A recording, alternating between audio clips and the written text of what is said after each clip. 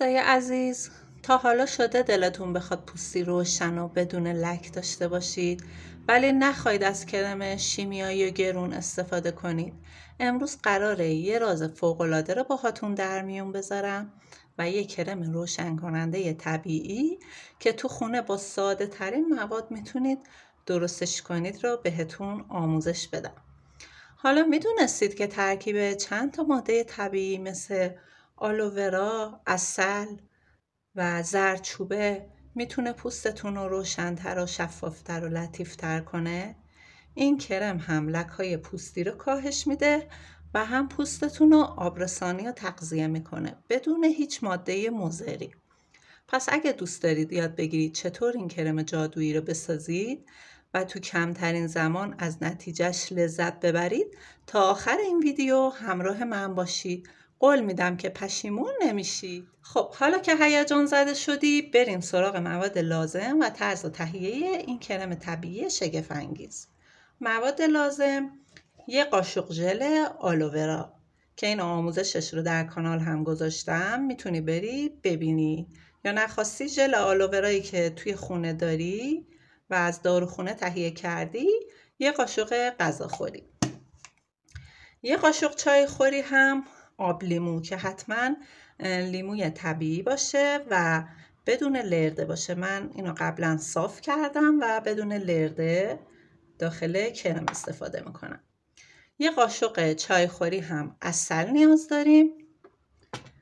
یه قاشق چای خوری روغن جوان گندم یا روغن بادام شیرین استفاده کنید. یه قاشق غذاخوری هم ماست نیاز داری که ترجیحاً آب نداشته باشه و یه سر قاشق هم زردچوبه. حالا بریم تا با هم مواد رو بسازیم. این کرم خوب رو، مقداری ژل رو، همون اندازه یه قاشق غذاخوری از ژل رو داخل ظرف می‌ریزم. حالا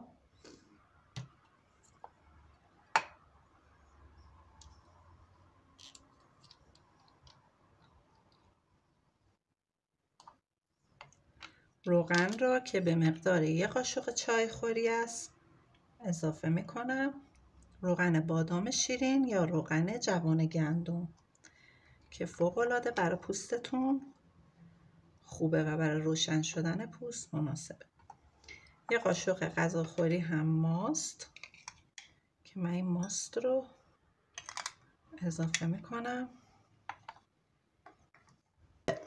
یه قاشق چای خوری هم عسل.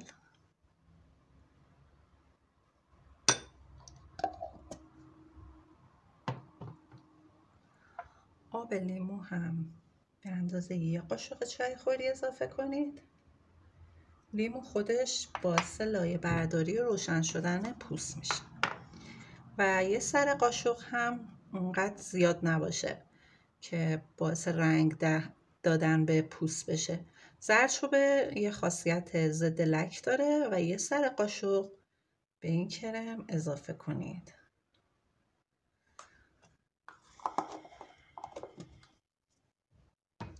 حالا مواد رو خوب با هم ترکیب میکنیم.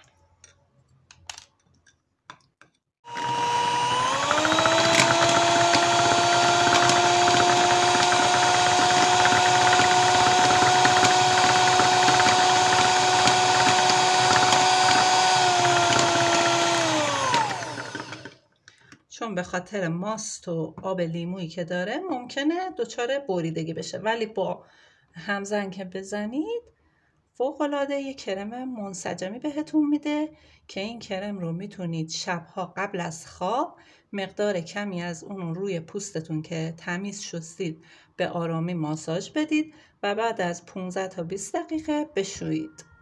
خب من حالا داخل ظرف هم میریزم و داخل یخچال نگهداری کنید. بعد از استفاده 1 ماه نتیجه و اثرش رو روی پوستتون میبینید.